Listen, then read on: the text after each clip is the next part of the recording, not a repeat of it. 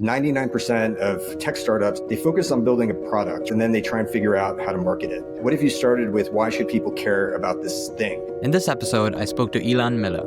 Elan is the founder of Off Menu, a creative studio that helps startups and VCs with design and branding. I think the thing that people miss when they skip over the process or outsource it to AI, they don't build that conviction. If you don't have 100% belief in the strategy, nothing you do afterwards is going to matter. So we really focus at the beginning and then going wide and then building the conviction. So by the time we get there, there's total alignment and belief. We're going in this direction because of this reason.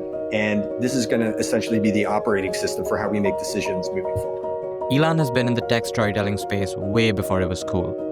What I really admire, and frankly envy, is his capacity to read and write so extensively. This episode was shorter than usual, but the insight per word density was through the roof. Okay, here's Elan. Elan, welcome. I'm so psyched for this conversation. Yeah, me too. Thanks for having me. Of course. Okay, cool. So why don't we start with your backstory pre-Off Menu, and then we can kind of get into Off Menu and what you guys are building. Yeah, sure. So my TLDR background, when I first graduated from college, I kind of bounced around between different agencies. This was post 2008 crash. It was really hard to get a job, and I got incredibly lucky getting a job at this brand strategy and innovation studio called Red Scout. And why I got so lucky is I think they were best in the world at ethnography, of going into people's homes, asking the right questions and taking those insights. And instead of creating ad campaigns around them, they would use that for product development. So, what is the future of Pepsi? What is the future of Diageo? And that just completely changed the way I think of marketing, and really kind of the connection between product and marketing. And over the years worked at different places. I built some of my own startups. I was a product exec at others. And after maybe 5 years of freelancing, one of my clients was acquired by Twitter, and they said, "Hey, would you want to come with us?" I'm like, what the heck am I going to do at Twitter? I mean, I love the platform. I don't really want to be a PM. And they said, well, we're going to start a new team over there. And we built an in-house consultancy. It was really cool, where instead of going out and founders being, my clients were the heads of engineering, the heads of marketing, the heads of design, across all different functions within the organization. And about a year and a half into that, I had the itch to go back out on my own. And I wanted to build a brand around it. I feel like over the last, 10, 15 years, I had really built a philosophy around how I want to work and the kind of work that we do, and was really inspired by the world of hospitality. Danny Meyer, if you've ever read his book, Setting the Table, was really an inspiration of how we could create an agency that felt more like a hospitality company. And I thought tech companies, I think they're really great at building product, but they're not necessarily the most hospitable. So really being able to marry those two things was really the inspiration behind starting Off Menu. I love that. And was it clear to you right from the get-go that, hey, storytelling and branding is my thing? Or did that kind of evolve organically? I think it evolved organically. I think what I realized is I'm a super curious person. So I love being able to dive deep into different kinds of problems and different kinds of industries. And I love being able to ask questions and understand different points of view from around the world. I minored in anthropology in college, and the fact that I can kind of marry business and anthropology and get paid for it kind of just broke my brain. So I think early I kind of realized this is what I want to do, and maybe over the first 5 to 10 years of my career, really shaped how I wanted to do that. That I saw how things maybe were, I don't know if broken is the right word, but just not nearly as effective and impactful as they could be. So really trying to take different approaches through different stops in my career. Yeah, that's super interesting. Yeah, I feel like to start a studio, you do need to be opinionated. And I'm kind of curious, how some of those, obviously you've written extensively over the last few years, and there's a lot out there online. The current kind of philosophy that you're leading with, it seems, is this idea of being unignorable. That's the first thing that kind of pops up when you open the Off Menu website. And you've also written about it. So yeah, I'm curious, how that kind of thesis evolved. Obviously, the attention economy is nothing new; like it's existed for a while, but we are in an interesting time, especially with AI. So yeah, I'd love to get into like how that thesis evolved and where you see it going today.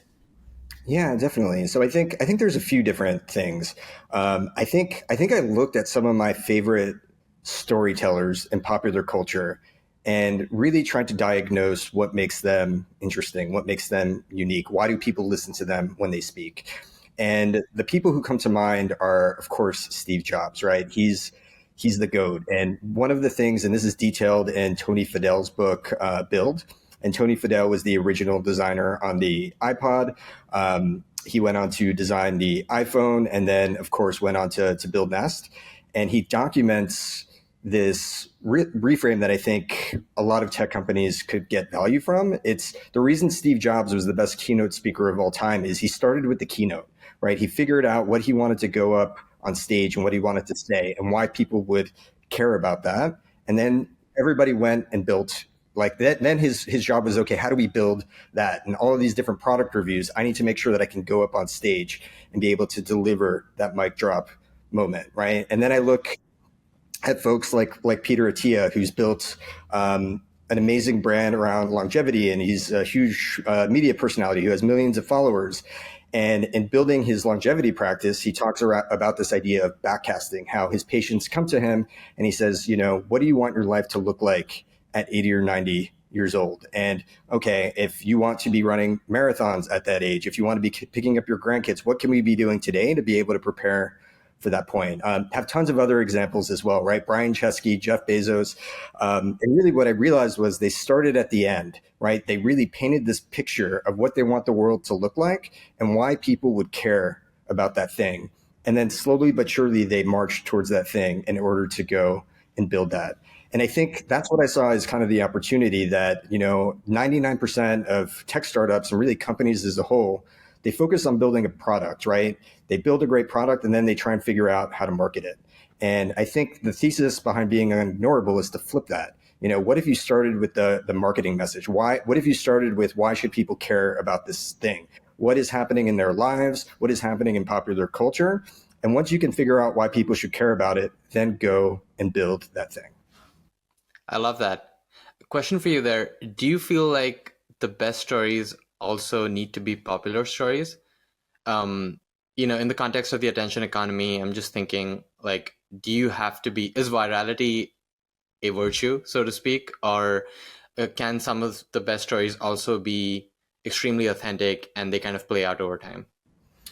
Yeah, I think the stories that go viral that actually impact the bottom line, right? That actually move the business forward, are authentic, right? Like I think it's pretty easy to go viral in today's day and age, but it doesn't necessarily move the needle. I think we're seeing that with a lot of like Gen Z startups right now, like Cluely, right? Cluely is very good at going viral, right? They know how to be able to push those buttons, but what is it in service of, right? And I don't know how their business is doing. Maybe it's working, right?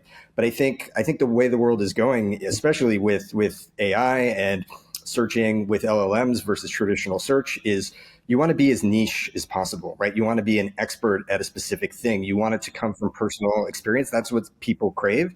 And I think sometimes if you do that and you do that really well, then that tends to go viral, right? It's like what Rick Rubin always talks about, right? You don't write a song to make it popular. You write a song because it comes from your soul. And if other people identify with that thing, then it's going to go bonkers. Yeah, I think like a previous guest also kind of pointed out that because a lot of these AI startups aren't that differentiated because they're essentially building on top of the same foundation models, the only way to kind of differentiate yourself is via like virality stunts often, and these launch videos. Like if you see like launch videos are kind of having their moment right now, like everyone's kind of competing to have the best launch video. So I find that really interesting, like how these dynamics also play out. Yeah, and I think this is a tale as old as time, right? There's a new format or a new tool, and it gets possible. And I think everybody tries to emulate the tool, but the thing that I think people don't realize is it's what is the message in that video, right? Like I think Ellis Hamburger, if you haven't had him on the podcast, like he does a lot of really great work in storytelling too. I think he says that every movie needs a preview, and every company like needs that coming attraction. And I totally agree with that, right? But if everybody is saying the same thing and it has the same kind of like we're going to the moon type of AI vibe, like nobody's going to care, right? But if you know who you're going after and you have a secret about them and you can articulate what they're seeing and experiencing but have never said out loud, that's what's going to capture their attention, right? I'd much rather have a video that goes to the 10,000 right people that ends up converting than goes to 10 million people and doesn't necessarily do anything. Yeah, for sure. Yeah, like I wanted to ask you how that actually plays out when you do client work, right? Because sometimes I feel like a lot of marketing people want to do the right thing often, but like they're incentivized to kind of optimize for certain other things, whether that's a fundraise or whether that's this like, insatiable desire to go viral or whatever it is, right? Like you're often kind of sometimes backed into a corner because the client wants something, and it's a tricky balance because obviously you are providing a service. Yeah, I'm curious how I feel like now you do have this built up reputation where you can kind of come in and be Rick Rubin-esque about it a little bit. But yeah, I'm sure even you feel the pressure sometimes of like giving the client what they want versus what they need, so to speak, Yeah. It's such a good question. And I think that is the difference between an agency partner or a consultant who's a vendor versus a partner, right? And I try and spend as much time as I can with potential clients, whether it's heads of marketing or whether it's founders, to really get to know them and understand what they're trying to do. And I would say almost never does somebody come to me with a problem and that's the thing we end up solving. What I think we are really good at is actually getting to the heart of the problem of what they really want to do. So we end up saying no to a ton of stuff, right? Like if somebody comes with unreasonable expectations or they want to work on something that we believe isn't in their best interests, we politely say we're not the right partner for you, right? Because every project that we take on, we want to be essentially an extension of the team. We want to be a co-founder. We want to be able to guide them to a direction that we think is going to be able to move the business forward. I mean, we'll always hear people out in terms of why do you want to go viral? But if they can't give a good answer, that if we end up working with them and we put our blood, sweat, and tears into something and we can't be successful, the client's going to be unhappy. We're going to be unhappy. So I think I think that's the difference between years ago when we started the agency and would say yes to a lot more things, and now we turn away a bunch of stuff that's maybe not the right fit for us. Yeah, a lot of like content people and marketing people listen to the pod, and yeah, I kind of wanted to get into your experience as a studio founder. Again, you've written this amazing essay about it, which we'll link in the show notes. But yeah, curious to hear like how that journey has been from the early days to where you're at today. Yeah, definitely. So I started the studio maybe 3.5 years ago, but I've been doing this for over 15 years now, and I was independent for another 5 years. So I think the fun part about starting a studio is like off menu is a philosophy more than anything else, right? I think like the work we do is just proof that we can deliver on that philosophy. But I think what makes us interesting is the way we see the world and a way we approach the work. So I think when we first started, right, like we had some experiences from being independent, from working at Twitter, from our first few projects, but now being 3.5, 4 years in, we just have so many more lessons learned in terms of being able to turn folks away who aren't the right fit, how to be able to price projects, how to be able to position the studio, and how to be able to deliver things that really move the needle. So I think when we first started, I personally was like so into the hospitality metaphor of how do we make technology companies more hospitable. Our operating principles were like very hospitality driven. I really wanted to run the studio like 11 Madison Park, right? And I think that was a really great way to start. But I think what I've realized over the years is it's not about me, it's about our clients. And it's like, I think I was too focused on what I wanted off menu to be versus the kind of value that we could provide to founders. And I think a lot of founders kind of get stuck in this trap too of you want to feel respected, you want to grow, you want to get to the next level, but actually it's all about your customers. Like they're the only ones who matter. So it's like, how do you get out of your head and really just start delivering an insane amount of value, and the rest kind of takes care of itself. Yeah, that's super relevant because even I'm kind of thinking about, okay, like where do I go next, like professionally? And one philosophy is obviously like building the business around your lifestyle, right? There's a point in the agency, I'm sure, or like any service provider kind of comes to this point where, yes, you can kind of grow, but then that also means like growing up and like hiring people, and like it comes with all of all of those things. Versus, hey, like this is making decent cash flow, like I can just do this, and it enables a great lifestyle. So, um, yeah, did you kind of come like, was there like that fork in the road for you, or was it always like, hey, like I want to make this like a big business? Yeah, I would actually say I've never wanted this to be a big business. Like, of course I want to make great money and I want to work on really good things that have impact. But I think the thing that I've realized is I don't really want to outsource the work. I love the work. I love working with clients. I love solving problems. So I'm not trying to grow an agency of 30 people, right? Every project usually has anywhere between 3 and 5 people on it. We're really nimble. We have low overhead. That means we can't afford to say no to things that aren't a right fit. So I think what I've personally figured out is I'd much rather have something small that still has upside and insane amount of impact, but being able to control what I work on, because that's where I really get my energy throughout the day, of being able to say yes to the right partners, to be able to say yes to the right collaborators, and being able to wake up with energy rather than anxiety is kind of where I've figured out is where I want to be. 5 years from now, 10 years from now, will that be the same? I don't know. But for right now, it really works. No, that's awesome. Cool. Okay, switching gears a little bit back to your storytelling philosophy, your process. One thing you mentioned pretty explicitly on the website when you talk about your process is that like the discovery phase is pretty intense, because you really want to go in and like understand the client. Um, and you do clarify that it's intense for you, not the client, which is kind of funny. But like, yeah, just walk me through that process. Like, what does that look like? And yeah, we'll go from there. Yeah, so I think this is where we really shine. And I know I said that I've kind of moved away from hospitality and food metaphors, but it's the idea that the ingredients make the meal, right? If you go to any restaurant, right, the best restaurants in the world, they control their own supply chain, right? Like by having amazing ingredients, they're able to then put together some of like the most memorable meals you've ever had. And that's kind of the approach we take with storytelling. I think you're seeing a lot of design and creative studios try and outsource a lot of this to AI. But what I think people misunderstand about brand strategy in particular, there's functional brand strategy and then there's emotional brand strategy, right? And the functional stuff is the competitive analysis, right? It's like reading up on all the research that is out there. And AI is great for things like this, right? And I use it all the time to be able to like help accelerate my process.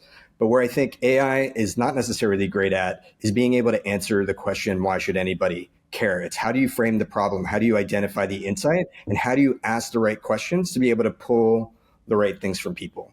So really, when it comes to our process, we go really, really deep with people, right? We send onboarding questions, we do one-on-one interviews, but in those one-on-one interviews, we're asking questions that nobody else asks. It's the art of asking questions is getting people off of their normal talking points. The best compliment that you can give to somebody who's asking a question is, that's a good question. I've never really thought of that before, right? Because I think people are constantly in their PR, sound bites of how exactly they talk about what they're doing. So we go through this exercise, we ask a bunch of different questions, and we're doing this across the organization. We're doing this across the team, right? Whether it's 2 founders at a startup or whether it's a much bigger company and we're talking to 12 different people. And then we're building this library of storytelling ingredients and we're playing it back and starting to double down on different themes and different provocations. We're running workshops. We're pulling a bunch of stuff from there. We're taking a look at what's happening in culture. We're taking a look at what's happening in the category. And then we have this whole library of interesting insights that we have to be able to play with. And then we get into the kitchen and it's like, okay, what is our story going to be? And instead of just going deep on one thing, we treat this like a design exercise. We go incredibly wide, right? Sometimes it's 2 territories. Sometimes it's up to 5 territories, right? And we're literally creating 5 brand stories because we have to lay it all out on the table of, what if we told the story this way, this way, this way? And each different way is, how do we frame the problem? What is our brand strategy? What is our philosophy? What is our positioning? And I think this is a really helpful exercise for teams to go through because they're building conviction in what their story is. So by the time we get through this exercise and we pick a direction and then we blow that out into the full narrative and we get into tone and personality and messaging, they have so much conviction that this is the right direction for their brand, for their company. They feel seen, they feel heard. It's almost always in a way that they haven't thought about before. If they had already thought about it, we didn't do our job, right? We're constantly pushing the edge to be able to see what's possible. So then by the time we get to design and creative, clients aren't changing their mind anymore. They're very confident that this is the right direction that they want to go in, because I think the thing that people miss when they either, skip over the process or outsource it to AI, they don't build that conviction. If you don't have 100% belief in the strategy, nothing you do afterwards is going to matter because everybody's just going to do their own thing afterwards. So we really treat this as a lot of people, I think, get into the time-intensive part at the end of the project when telling the story. We really focus at the beginning and then going wide and then building the conviction. So by the time we get there, there's total alignment and belief that, we're going in this direction because of this reason. And this is going to essentially be the operating system for how we make decisions moving forward. I'm curious how that plays out in terms of the formats that, like how does like this process kind of manifest itself in terms of what it looks like to the world, right? Like, is it, I know you're design first, but I'm curious, like, has that kind of process changed over time? Have you been experimenting with other formats too? Because a story can be told in multiple ways, right? So I'm curious, like, yeah, like if you have any thoughts on that. Yeah.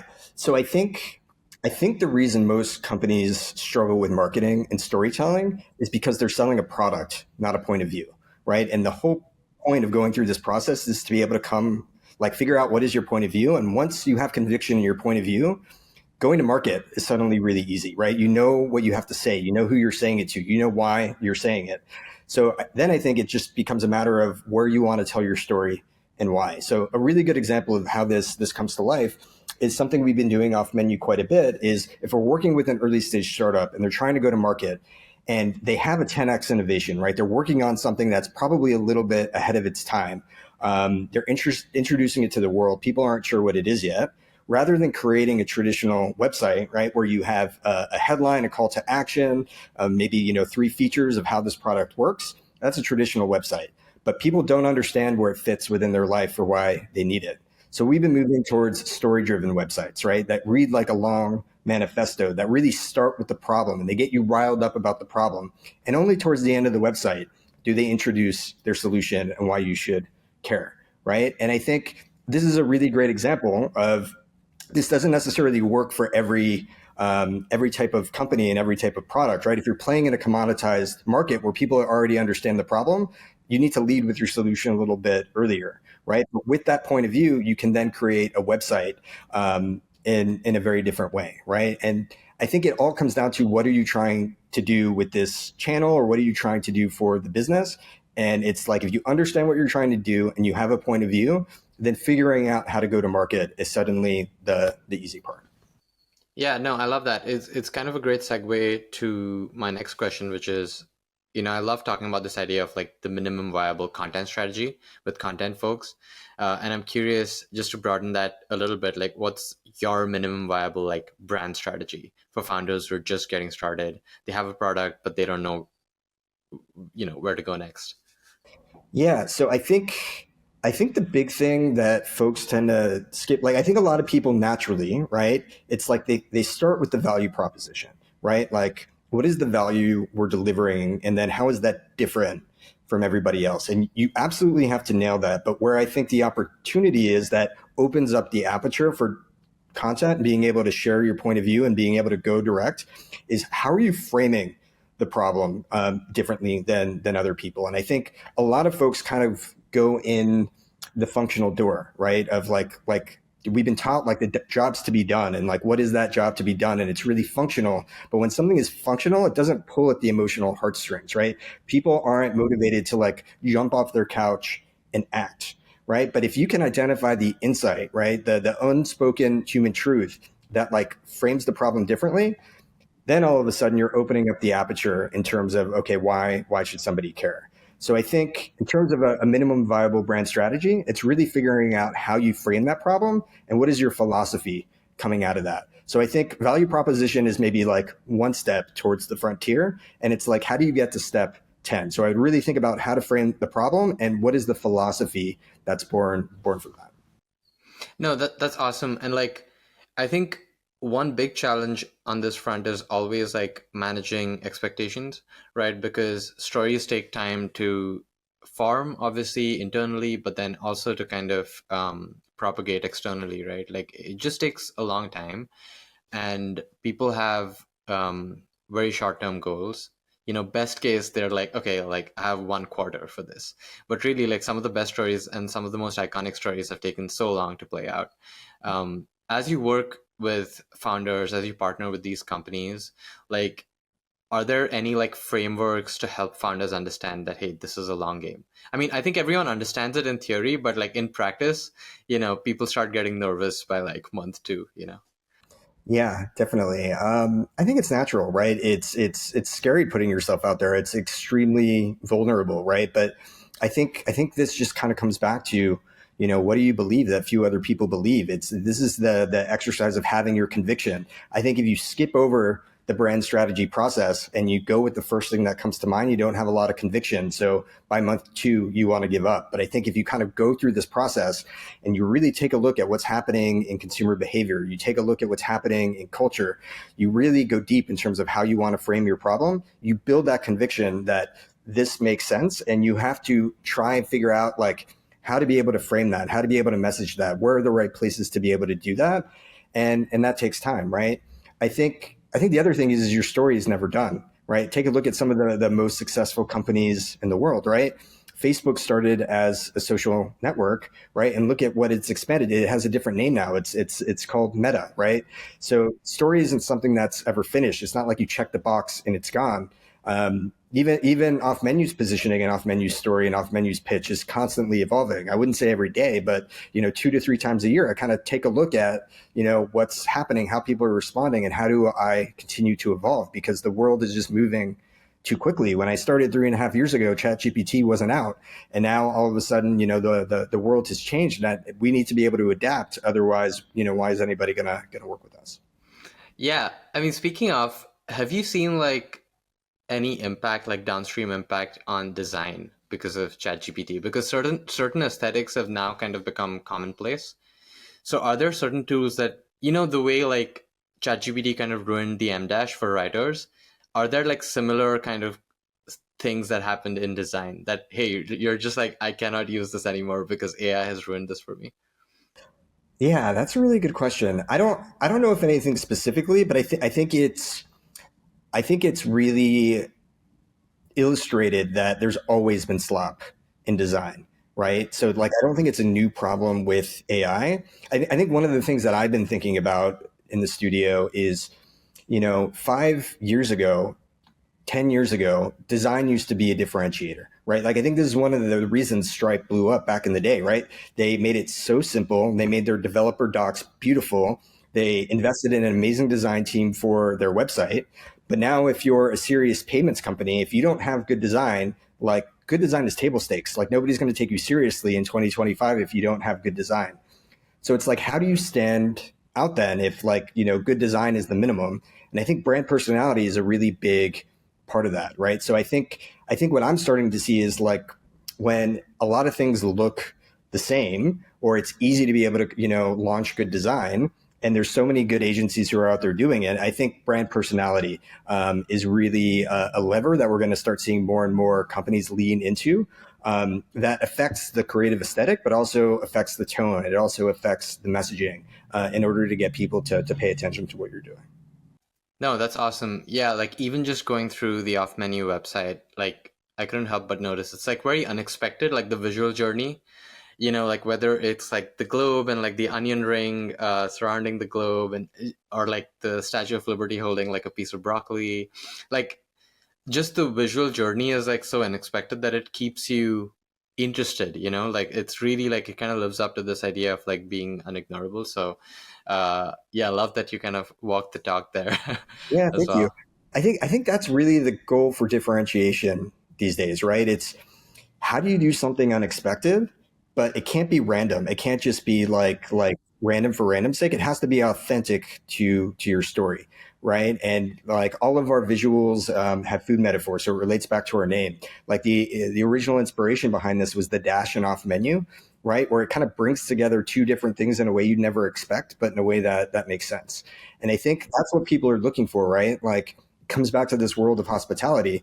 Like you stay at the Four Seasons, right? But like the thing that you remember is, not the really beautiful room, but it's feeling seen by a member of the staff who brings you something that's unexpected. It's the dream weaver who comes to your table at 11 Madison Park, who brings you a hot dog because you didn't have a hot dog in New York City at this really, fancy restaurant. So I think at the end of the day, that's what people want. So we try to embed this design philosophy of unexpected yet authentic into everything we do.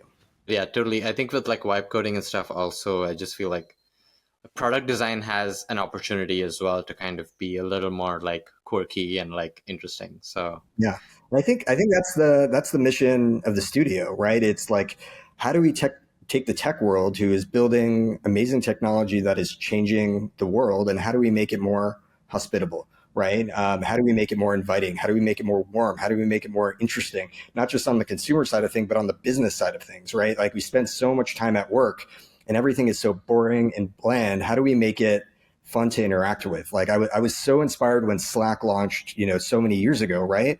And workplace chat wasn't a new thing, but like they launched with this promise to kill email, right? Like that's I think a really good example of reframing the problem, and it was colorful, and they had funny copy that was there. It was a joy to be able to use when it first came out, and I really think the world needs a little bit more of that. okay, closing question that I like asking all guests is some like recommendations in terms of books, podcasts, newsletters that you read to kind of keep up with the world, and also just to kind of widen the aperture in terms of your creative ideas. I know you write extensively, so I'm sure you have a bunch of good recommendations because I'm presuming you read extensively as well. So Yeah, definitely. So as I mentioned at the beginning, definitely the book Build by Tony Fadell. And if you are a builder, this is the perfect book for you. It's really a book about product, but it's a book about story and how those two different things come together. So I highly recommend that one. I gift all of my clients the book Setting the Table by Danny Meyer, which is really about his philosophy of enlightened hospitality. I always tell people this is my favorite book on branding that never once mentions the book branding at all.